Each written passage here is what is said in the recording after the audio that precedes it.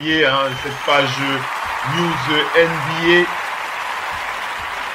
Cette page News NBA, donc voilà, on va enchaîner avec la rubrique Allo Café sur Radio Off Basket, donc la rubrique de Vivien Bouibanga d'Allo Café, qui va nous entretenir de WNBA ce soir, Mopao, tu ne l'as pas entendu, mais Vivien va nous parler de WNBA ce soir. Donc tu vas pouvoir aussi. Il va nous amener du côté. On va nous faire voyager du côté féminin, en fait. Voilà, c'est ça, on va aller aux États-Unis avec les meilleures joueuses. Voilà, donc. Après les contrées lointaines, ils nous amènent maintenant sur les îles exotiques, en fait, dont on va se coucher et quand même jeter le regard. C'est vrai, exact. C'est clair. Alors, on va donc passer la balle à l'intérieur pour Vivien Bouibanga, donc l'intérieur du parquet de la radio Off ce soir, qui va donc accorder le panier avec sa rubrique. Vivien, tu es prêt? Je lance ton jingle. C'est parti. Allez, donc la rubrique de Vivien, la rubrique Allo Café en direct sur le parquet de la radio Off pendant ce flash basket. C'est parti. Vous êtes bien sur Radio Off Basket. La radio qui vous parle de NBA, la radio qui vous écoute. Basketball, c'est mieux à la radio.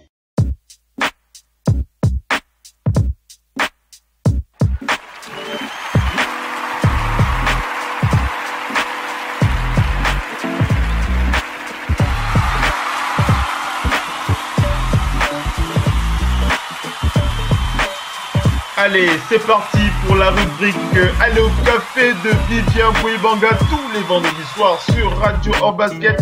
À toi la passe à l'intérieur, Vivien. Merci pour la passe, Philippe. Donc, alors pour beaucoup d'auditeurs, donc si je vous parle par exemple de Maya Moore, Diana Taurasi, Sue Bird, ce seront des noms qui vous évoqueront pas forcément grand-chose et pourtant ce sont, on va dire, les têtes d'affiche de notre basket féminin aux États-Unis. Alors on a eu donc comme chez les hommes, pour commencer, donc la Team USA chez les filles. On peut dire qu'ils se sont vraiment baladés à Rio.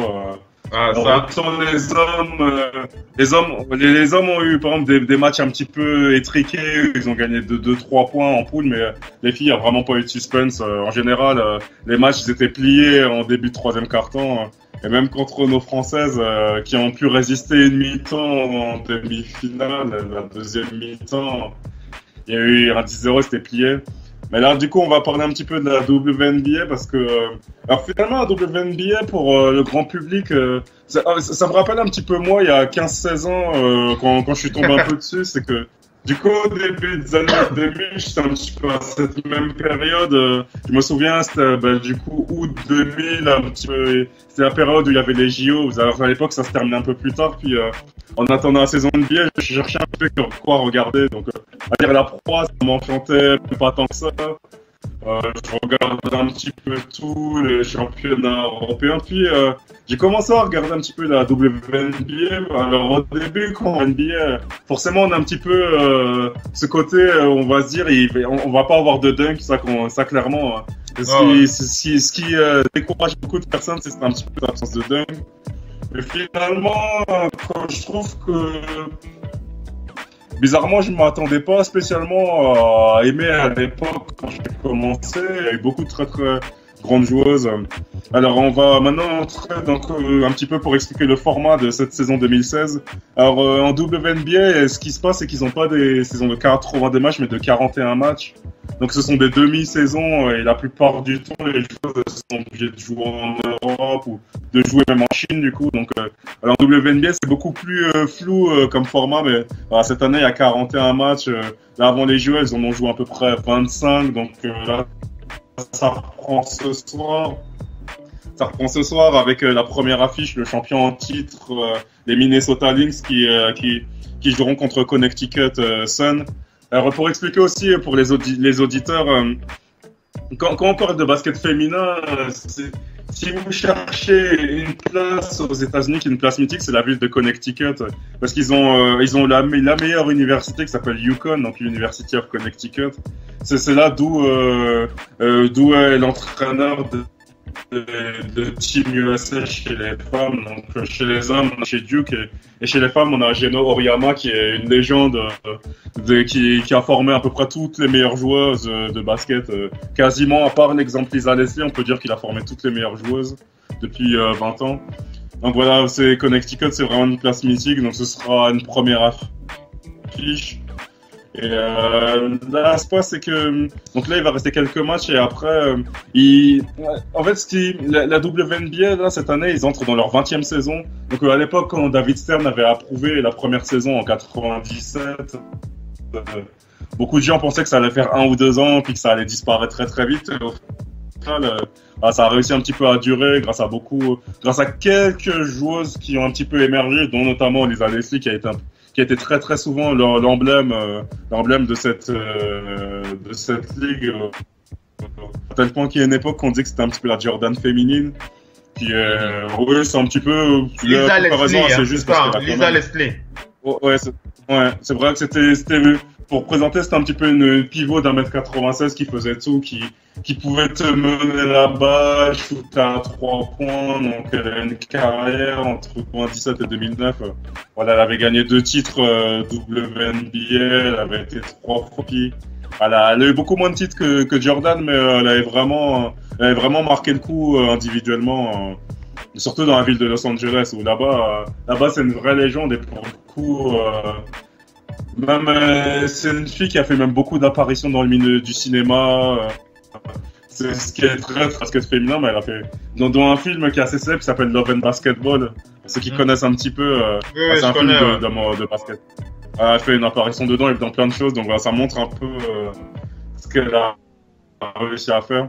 Et là, cette année, la WNBA vont tester un format de playoff assez original qui va être de ne plus avoir la notion de conférence, parce qu'ils ont vu la WNBA que très souvent, en fait, ces dernières années, c'était toujours l'équipe de la conférence Ouest qui faisait l'équipe de l'Est en finale, avait souvent des sweeps. Donc là, cette année, ils vont tester un format des playoffs en prenant les 8 meilleures équipes. Alors, pour expliquer ce qu'en WNBA, du coup, en NBA, on a 29 ou 30 équipes. Tout ça dépend à peu près des années, mais en WNBA, on est à beaucoup moins, on est à moins de 20. Donc, on prend 8 sur 17 à peu près, qui à chaque fois jouent les playoffs. Donc, cette année, un format assez nouveau qui va venir avec, du coup, les 8 meilleurs, puis il y aura un petit peu comme NBA, puis les plusieurs tours. Donc, premier tour, demi-finale, finale et finale. Mais là, pour le coup, comme il n'y a que 8 équipes, ils pourront pas faire tout de suite, c'est qu'ils vont faire un système assez complexe où il y aura les 2 premières qui iront direct en demi-finale, puis 3e et 4e qui iront en 2e tour, puis ils veulent mettre un petit peu des premiers tours sur des matchs coup près, un petit peu comme des Final Four pour un petit le match à élimination plus direct. Ouais, plus direct avec l'NBA, parce que comme eux, c'est bien sûr c'est pas aussi médiatique que l'NBA, on peut pas se permettre de mettre 7 matchs.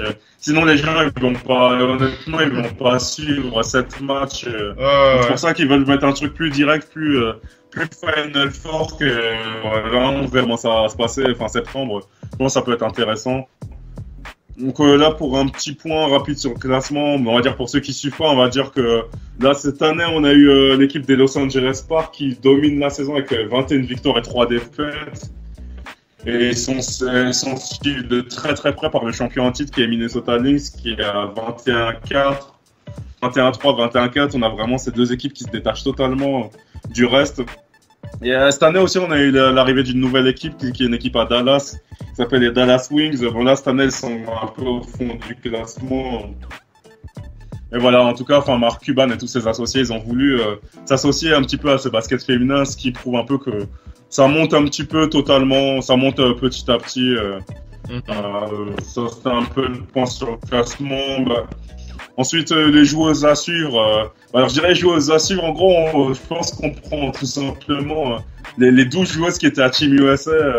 C'est pour le grand public, comme ils sont pas très connus, je vais en citer que 2-3. Donc, actuellement, il y a Diana Taurasi et Maya Moore. Ce sont un petit peu Ce sont, je dirais, peut-être les deux joueuses qui vont peut-être piquer le rôle à Lisa Leslie de ce que j'appelle de meilleures joueuses de tous les temps. Et pour expliquer, c'est que par exemple, là, on a eu cette semaine le cas de LeBron James qui paraît beaucoup, mais là, pour le coup, elles sont vraiment l'inverse parce que ce sont vraiment deux joueuses qui ont passé Lisa Leslie en nombre de titres gagnés et qui encore plusieurs années devant elle. Et ces deux joueuses ont chacune 3 titres chacun. Et voilà, ces deux joueuses entre Taurasi et Moore, elles se donnent la gagne. Et ce qui est impressionnant avec ces deux joueuses, c'est qu'elles ont vraiment, je m'appelle cet esprit de gagne depuis des années, depuis la fac. Ce sont des filles qui, depuis leur adolescence, sont habituées à porter Team USA, puis leur équipe respective. Et, justement, à la pompe, on parlait de Durant et justement, c'est cet esprit un petit peu de partir avec ces deux joueuses, par exemple, c'est que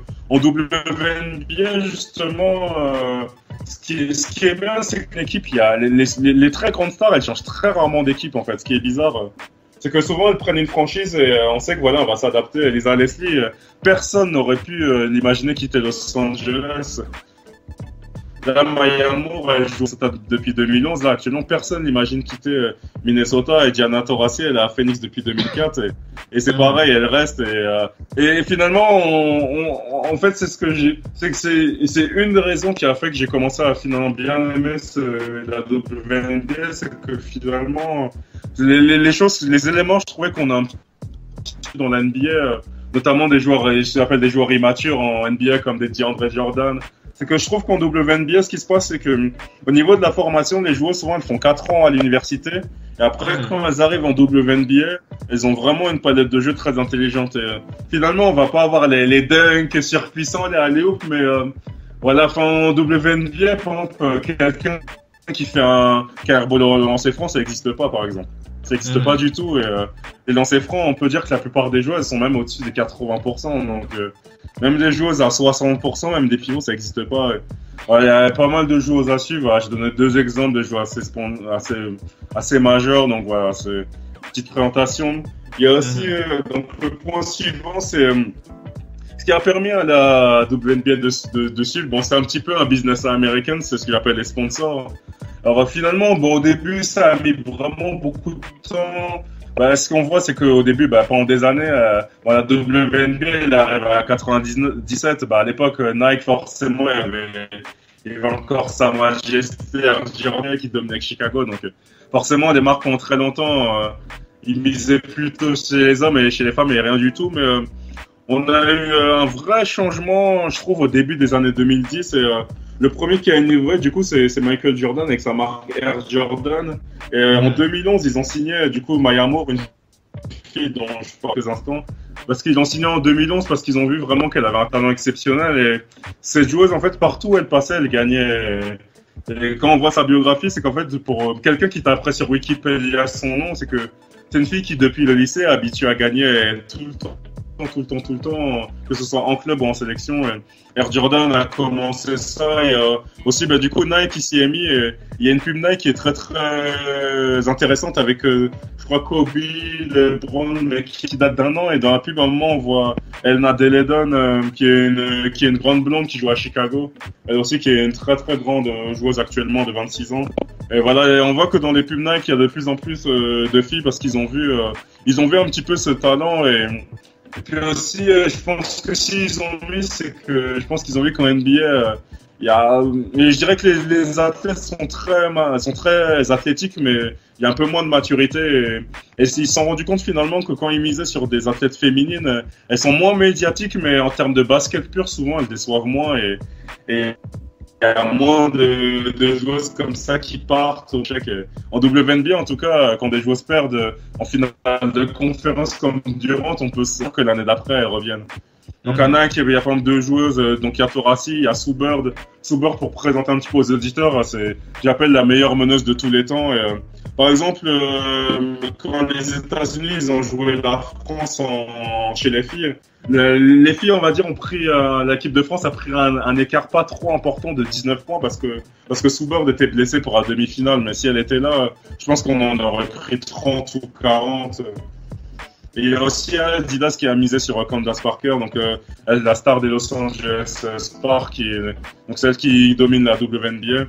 Donc il y a aussi ce que j'appelle la reconnaissance médiatique. Alors, donc nous en France, bon, clairement, on n'entend pas parler. En France déjà, on sait que même la NBA, hein, à part beIN Sport, le public français, il est pas trop. Là, je pense que en Angleterre, je dirais pas trop. Enfin, je pense que je pourrais m'éclairer, mais de ce que je sais, je pense que c'est pas non plus terrible. Ouais. À mon avis. Tu te trompes pas. Effectivement. Ouais. Alors par contre, aux États-Unis, c'est là, parce que je trouve que c'est un des bons côtés, c'est que aux États-Unis, en fait, c'est que eux, ils sont vraiment dans une mentalité où même si la personne ils connaissent pas, s'ils voient ton résumé, ils ont beaucoup de respect. Et par exemple, il y a une anecdote, c'est en fait Barack Obama, il reçoit.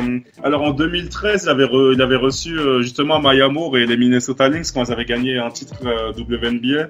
Et une des blagues qu'il avait dit à Maya Moore pendant son speech, il lui avait dit que à la Maison Blanche, il devait y avoir une aile qui s'appelle Maya Moore. En fait, pour expliquer la blague, c'est que il voulait dire que cette joueuse Maya Moore était venue tellement de fois à la Maison Blanche qu'il pensait qu'il y avait une allée qui s'appelait Maya Moore, parce que c'est vrai que en fait, que ce soit un homme ou une femme, je pense que depuis Michael Jordan, je pense que c'est la personne qui allait le plus de fois à la Maison Blanche. Et en fait, en tout cas, c'est que tous les ans, elle gagne quelque chose avec Team USA.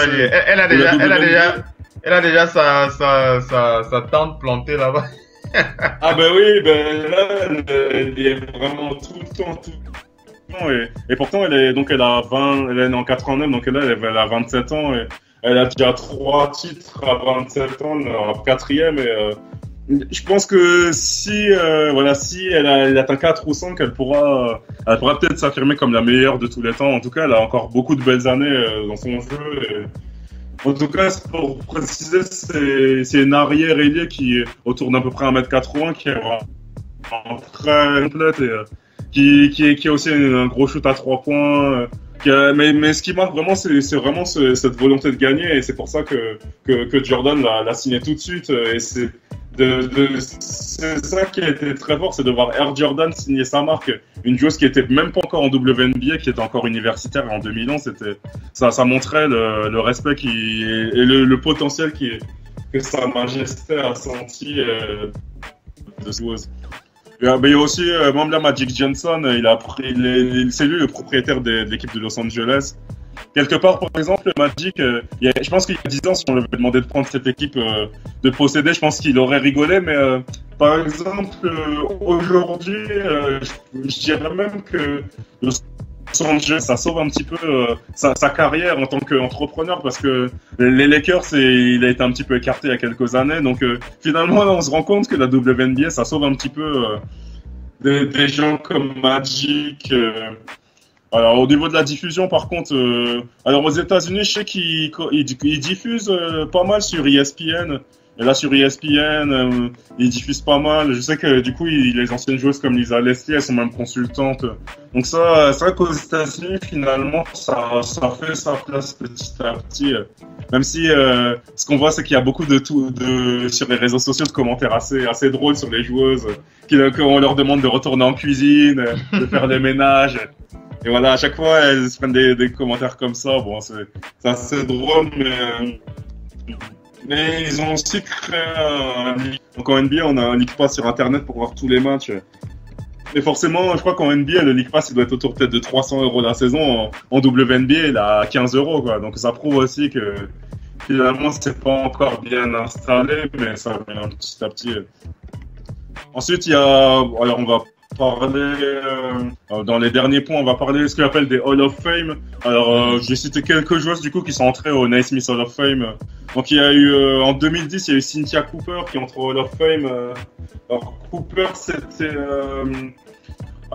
une joueuse qui a été 4 fois MVP des finales WNBA. Elle a gagné en fait les 4 premiers titres WNBA avec Houston entre 97 et 2000. C'est vraiment, en termes des titres, la première figure dominante. Et vraiment, elles ont créé la première dynastie à Houston avec une autre joueuse qui s'appelle Cheryl Swoops. C'était vraiment, Cynthia Cooper, elle a été introduite au Hall of Fame en 2010. Cheryl Swoops, elle sera introduite au Hall of Fame en cette année. Donc, pour rappeler un petit peu aux auditeurs, il y aura la cérémonie du Hall of Fame le 9 septembre. Alors, ce qui est un petit peu dur pour elle, c'est que dans le processus, elle va parler entre Shaq, Yao Ming et Iverson. Et forcément, ce serait un peu dur de lui prêter attention à son discours quand on sait je pense qu'on va tous attendre le discours du Shaq, notamment. Ce serait un peu dur pour elle de faire sa place. Voilà, c'est quand même une belle reconnaissance. Lisa Leslie, elle a été introduite l'an dernier. Et alors pour moi, en termes de speech Hall of Fame, j'ai trouvé que le speech de Lisa Leslie l'an dernier, pour moi, était peut-être le meilleur speech que j'ai entendu, tout athlète confondu. En tout cas, je trouvais que c'était vraiment inspirant. Et c'est pour ça que Lisa Leslie, c'est vraiment devenu une vraie figure, notamment à Los Angeles, parce que je trouve que plus que sa figure de basket, c'est vraiment, je trouve, une ambassadrice. Même de la réussite tout simplement aux États-Unis, une fille comme ça qui était sortie. Et ce que beaucoup oublient, c'est que Lisa Leslie, avant la WNBA, elle avait fait quelques saisons, mais elle, ce qu'elle expliquait, c'est qu'à l'époque, elle, à la limite, elle allait poursuivre une carrière de mannequin en fait. À l'époque de 96-97, c'est pas du tout, elle n'est pas du tout prévue de faire une grosse carrière. C'était pas son premier truc. Oui, voilà. En fait, elle était hyper talente, mais pour elle, c'était limite, je fais mes années universitaires. Elle avait fait les JO de 96 à Atlanta, mais elle n'avait pas du tout prévu de devenir comme ça, cette figure. Et voilà, au final, elle a 4 titres olympiques, 2 titres WNBA. Elle a dominé pendant des années. Même si finalement, en termes de titres WNBA, je pense qu'il y a une fois ou deux, elle avait perdu une fois ou deux en finale, où je pense qu'elle aurait pu en avoir un peu plus. Mais voilà, malgré ces 2 titres, elle a une très très grosse reconnaissance. Et alors il y a aussi un autre cas, c'est que WNBA aussi, ça a permis de relancer, même sauver certains coachs ou certains joueurs NBA. Alors on a le cas de Bill Laimbeer. Bill Laimbeer, c'était donc la figure des bad boys. Des bad boys, le pivot des bad boys. C'est ça. Exact. Mais après cette époque où donc voilà, il était présent dans les années 2000, il y a vraiment une époque où il était perdu. Enfin. La NBA vraiment n'en voulait plus. Et du coup, ce qu'il a fait, c'est qu'il avait pris l'équipe de Détroit entre 2002 et 2008 et il a été 3 fois champion WNBA avec les Détroit Shocks. Et je peux vraiment dire que la WNBA pour moi a sauvé non seulement son image et sa carrière parce que malgré ses titres à l'époque avec Détroit, quand ça s'était terminé, il y avait une époque il avait vraiment une sale image un peu j'allais dire aux États-Unis, il n'avait pas une super image non plus, même si les gens respectaient son talent sur le terrain qui était incontestable. Ça a aussi relancé Michael Cooper, donc lui c'était de l'époque des Lakers du Showtime, le beau défenseur à l'époque, et lui, du coup Michael Cooper c'était l'entraîneur de Lisa Leslie, et forcément quand Leslie brillait, était la première figure médiatique féminine à Los Angeles. Finalement, Michael Cooper, voilà, il a un peu surfé sur ça et c'est un peu pareil. Et ce qu'on voit pas, notamment en France, c'est que, par exemple, aux États-Unis, quand tu gagnes même un titre comme ça, WNBA, c'est que les États-Unis aussi, ils ont des Hall of Fame par ville aussi. C'est que les gens oublient ça. Ils ont par exemple à San Antonio, il y a un Hall of Fame, à Los Angeles, il y a un Hall of Fame, et ça a permis à Bill Laimbeer, à Michael Cooper aussi de vraiment s'affirmer comme des figures. Donc voilà, c'était un peu cette présentation. Mais le dernier point, donc forcément, vu qu'on est français, on va parler un petit peu de ce que j'appelle du passé un peu des Françaises en NWNBA. Ouais. On va dire que c'est assez maigre. Alors on a eu, en fait, on a une joueuse qui s'appelait Edwige Lawson-Wade. Alors, Edwige, c'était une joueuse qui a fait pas mal de belles années en Europe. Elle était aussi membre de l'équipe de ce qu'on appelle les braqueuses qui ont décroché l'argent à Londres en 2012. Ouais. Donc c'était une meneuse voilà qui a fait beaucoup de très très belles années. Elle était allée en WNBA au milieu des années 2000. Alors à l'époque du coup elle était à San Antonio et c'était à l'époque il y avait Parker, c'était le jeune Parker qui gagnait et du coup à l'époque elle était un peu présente en même temps. Sauf que elle par contre elle sortait du banc donc elle a jamais réussi un peu à s'imposer comme Parker en équipe et malgré tout elle a fait une finale WNBA en 2008 avec San Antonio mais malheureusement cette finale-là elle avait pas très bien joué et l'équipe de San Antonio s'était fait sweeper 3-0 contre Détroit. Donc voilà, elle aurait aimé cette joueuse la WNBA, mais voilà, ça a été la première, j'irai à faire un petit peu de bruit. Alors, de notre équipe actuelle, on a eu, de notre équipe de l'équipe de France féminine, on a eu Sandrine Gruda qui a essayé de faire un tour à Los Angeles l'an dernier. On a eu Céline Dumer qui a essayé de faire un tour à Atlanta. Donc, ces deux-là, à chaque fois, elles étaient plaçantes, elles sortaient du banc, mais elles ont jamais vraiment pu s'imposer. Et finalement, alors qu'ils sont pas du tout des mauvaises joueuses, je trouve que ça renforce un petit peu plus que l'appel ce que Tony Parker a fait, parce que les Américains, ils ont vu que voilà le jeu, qu'elles étaient plutôt douées, mais que finalement elles n'avaient pas forcément besoin de les faire jouer beaucoup, donc finalement elles jouaient des petites séquences sur des matchs de 40 minutes, c'est des petites séquences de 5, 10 minutes, souvent moins, mais elles n'ont jamais vraiment réussi. Il y en a une aussi qui s'appelle Rihanna Yayi aussi, qui est essayé à Antonio en 2015, c'était un peu pareil, des petites séquences, mais voilà, finalement on n'a pas encore... à part Edwige, mais je trouve qu'on n'a pas encore eu cette joueuse française qui a réussi à être l'ambassadrice du basket français aux États-Unis.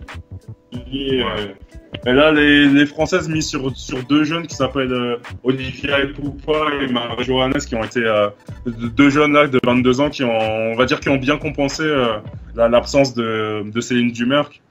Voilà, on compte sur ces joueuses. Après, j'ai une question, hein, mais ce sera à la fin. Oui, bien sûr, vas-y.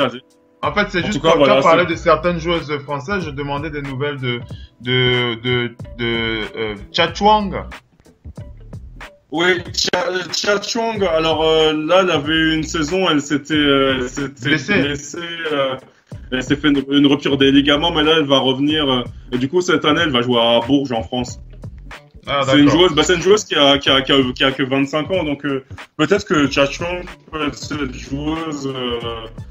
C'est une arrière franchement assez talentueuse. En 2014-2015, je trouvais qu'elle avait commencé à passer un cap à Bourges en Ligue féminine en France, mais après, voilà, je pense qu'il faut quand même qu'elle passe encore un cap, mais peut-être que cette année, elle pourra être cette joueuse. Mais après, pour le niveau WNBA, je pense que du mal à la voir vraiment s'imposer. Moi, je mettrais une petite pièce, une toute petite, parce que si mon pronostic n'est pas bon, ce sera encore une mauvaise série. On va dire que je mettrais une petite on va pas nous rater, hein. Sur Johannes. Je dis qu'on va pas nous rater. Ah oui, là, on va pas nous rater, mais...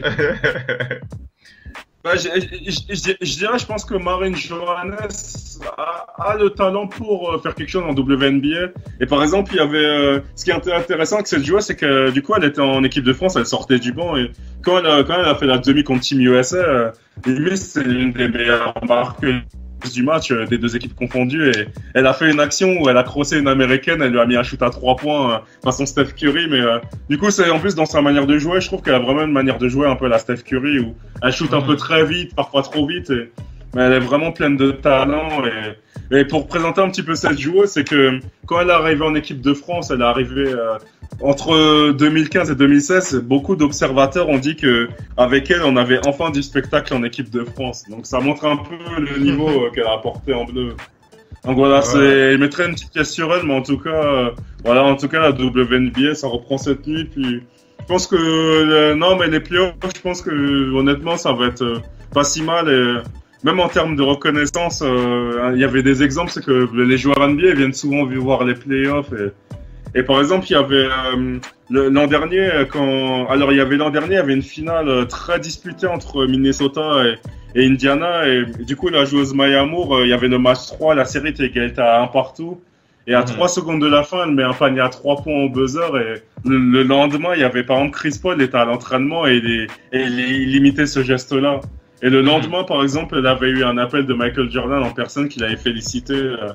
Parce que bien sûr, c'était la même marque Air Jordan, mais ce qui est fort, c'est que finalement, Michael, si on prend tous ces athlètes de la marque Air Jordan, à part Ray Allen et son fameux shoot en 2013, on se dit, on peut regarder toute la liste, que ce soit Chris Paul, Blake Griffin, Westbrook, on se dit, quel joueur de la marque Air Jordan chez les hommes arrive comme ça à gagner des titres? Malheureusement, il n'y en a pas, j'en vois pas. Pas la team. Il y a Kawhi Leonard, voilà, c'était Kawhi, pour moi c'est la seule exception. D'ailleurs, je pense qu'il pourrait le mettre plus en avant, mais à part Kawhi, finalement, les autres, ils font des très bonnes saisons, mais en playoff, ça va pas. Ouais. Donc voilà, c'était une petite présentation de WNBA, mais... Non, mais c'était alors... très intéressant. Très intéressant. On en a beaucoup appris. Et moi, j'en ai beaucoup appris encore sur ce voyage avec toi, Vivien. Mopao, Ouais. tu es là? La WNBA, hein, Mopao, il a la particularité aussi de suivre un petit peu la WNBA, hein, Mopao? Mais Vivien a vraiment fait un bon summarize. Seulement qu'il n'a pas parlé de joueuses comme Diana Taurasi, qui est maintenant l'un des plus grands piliers, hein, parce qu'en fait, c'est une fille l'année passée qui a dû step down pour qu'on repartisse son salaire à monde de young players. Pour que certains joueurs s'appuient. Il a dû aussi, pas qu'il l'a omis, peut-être là, je te parler, il n'a pas voulu entrer totalement dans le détail. Les joueurs oui, là, la majorité des joueurs de WNBA prennent le salaire en Europe, hein, parce que là-bas, il faut remarquer que celles qui sont les mieux payées en WNBA, dans les top players, c'est des joueuses qui signent des petits contrats de publicité avec Jordan, avec Reebok, Adidas et tous les marques qui touchent le marché. Les filles qui entre autres comme les grands tu un peu non les Maya Moore, les Rihanna Stewart aussi. On va pas trop parler de Diana Taurasi parce que tout le monde va être le second. En matière de richesse, en WNBA, c'est elle parmi les top. Il y a tous ces jeunes qui a la petite géante qui est née sur le Oui, Neka. Et ça, Rugumi, oui, il y a des sorts. Un nom qui est vraiment, un nom qui fait mal vraiment à la bouche, désolé, mais un nom assez fort. C'est une fille aussi qui est une star plus petite, star prometteuse. Il y a plein de joueurs, amis. Moi, ce qui m'étonne, c'est que c'est un sport qui est vraiment délaissé. Je comprends pas pourquoi. Et c'est un sport vraiment qui garde, les basketteuses gardent même l'essence même du basket, avec du stroke, comme on dit. Parce qu'en fait, la majorité de ces filles, c'est des filles qui pouvaient, après l'université, pas la ce type, arrête. Commence à trouver un bon job, un bon petit boulot, un peu tout noyer, commence à faire le vie. Mais juste pour l'amour du sport, elle décide non. Je vais braver, je vais aller à l'extérieur. Parce qu'en fait, crois-moi, toutes ces filles font leur argent dehors. Hein. C'est pas aux États-Unis. Tu regardes la majorité de leurs revenus, 65%, 70% de leur income vient de lecteurs. Parce qu'on fait la WNBA, les championnats européens, se jouent au même moment. Donc, pendant que ces filles ont 2 contrats, en fait. Et c'est là où le dos gagne plus, parce qu'à l'extérieur, en Europe, le contrat est plus lucratif. Ça, quand tes filles américaines arrivent là-bas, c'est à marquer les 50 points, les 35, les 42 points par match, hein, parce qu'en fait, c'est la vraie brain. Ce n'est pas le fait, ça se passe là-bas, c'est la veille. Tu vois, ces agents maintenant en Europe, ils cherchent le top du top, ils cherchent les filles qui peuvent marquer 35, prendre 20 rebonds, peut-être 15 asses le match. C'est ça, les filles qu'on veut. Ça, tu vois, ces filles-là se privent de beaucoup de choses, hein, elles deviennent des hommes. Ce n'est pas qu'elles veulent devenir comme des hommes, parce qu'en fait, c'est une culture. C'est le système qui fait ça. Rapide. Oui, les filles, tu vois, les filles comme Bruno Grant n'a pas bien dans l'anneau parce qu'elle fait partie des top players. Les top players ici vont rarement en Europe, mais la majorité d'entre eux vont quand même en Europe parce qu'en fait, en allant en Europe, on te donne aussi plus, tu découvres une nouvelle culture, tu gagnes beaucoup, tu gagnes sur plus. Un peu. Quand tu vois une fille se blesse à ton WNBA, généralement après ça, qu'elle revient sa blessure, elle va toujours en Europe, tu es un peu, non? En Europe, tu as toujours plus de ports, tu travailles une bonne éducation, tu as le temps de bringuer avec un système qui est plus lent parce que le système européen, c'est le système posé, c'est le tic-tac, on score. Et la majorité des filles qui ont joué une équipe comme Connecticut, c'est des filles qui connaissent le tic-tac, on score parce qu'en fait, c'est un coach le plus grand pelé en dehors de l'ancien coach de Tessie qui est décédé dernièrement, père son âme, qui a joué dans l'université. En dehors d'elle, il fait partie des plus du coaching féminin, tu vois un peu, il fait partie du monde dans matière, le coaching féminin, donc sur les 15-20 dernières années, c'est lui. Un peu, non? En dehors d'elle qui est passé récemment là, tu vois un peu, et non, mais c'est ça, c'est un sport qui est délaissé, les tickets, c'est 5 $, 10 $ pour un peu $20, même le box VIP ne dépasse pas 25 ou 30 $. Là. C'est un peu ça, je pense que c'est misérable parce que ces filles, c'est des filles quand tu es à l'université qui te donnent la joie au cœur. Tu te rappelles, il y a, quand on parle un peu souvent de WNCA, des filles, NCA, tu un peu, non? Les gars, c'est des mecs, mais les filles, elles jouent même quoi, en fait. Ce sont des filles qui brinquent, c'est des filles qui jouent du beau basket, en fait. Tu vois, Scarlett Diggins, quand elle prend les filles. Scarlett Diggins a signé avec Rogue Nation.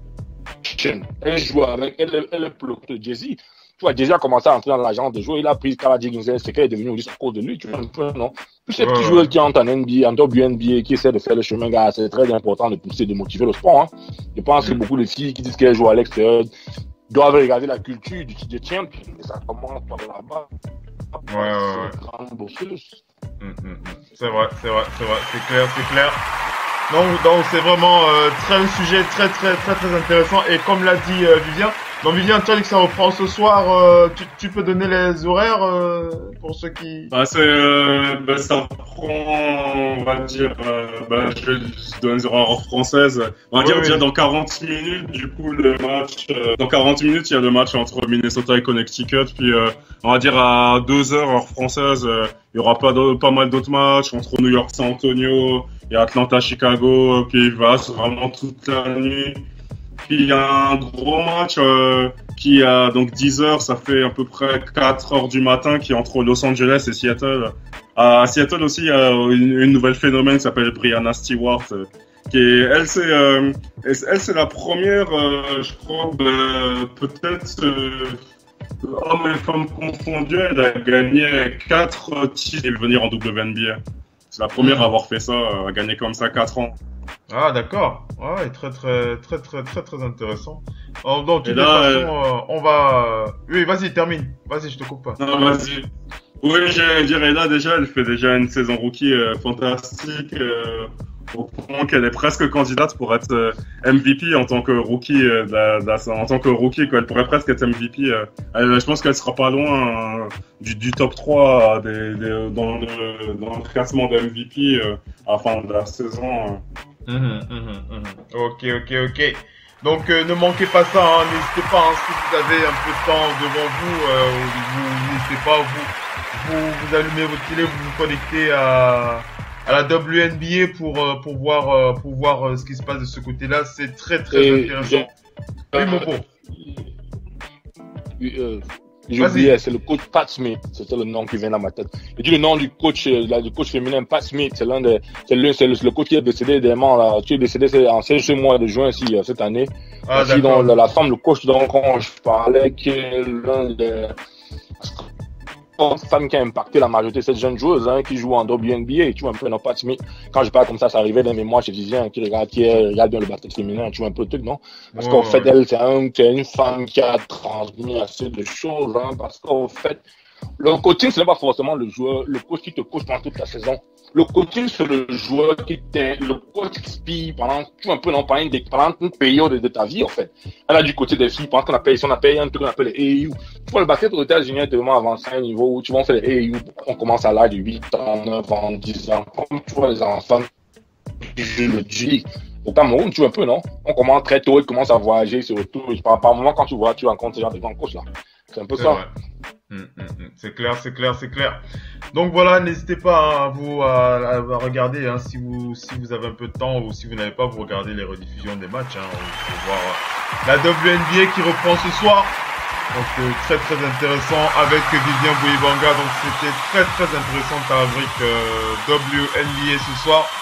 Alors on va en profiter, on est à la fin du top